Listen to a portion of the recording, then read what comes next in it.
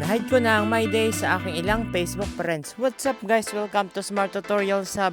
And for today's tutorial, ituturo kayo kung paano mag-hide ng My Day or story sa inyong Facebook friends sa Facebook this 2025. Isasabi ko ang way kung bakit nakikita pa rin kahit naka-hide na.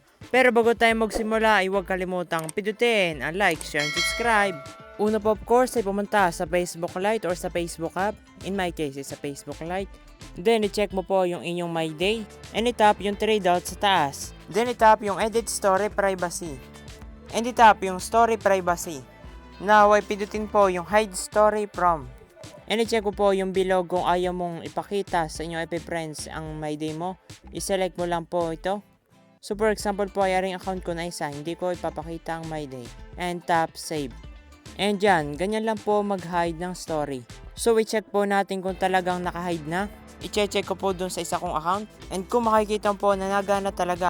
So pag may case po na naka-hide na pero nakikita pa rin yung My Day, ay i-check po kung naka-hide talaga. Doon sa FB friend na yon yung iyong My Day. Dahil yung hide story po ay talagang working. At ganito lang po siya kadali. Thank you for watching at kung nakatulong kung makapag-hide ka ng story sa iyong FB friend ay tulungan mo naman ako. Pindutin mo ang like, share, and subscribe at panoorin ang next tutorial. Thank you!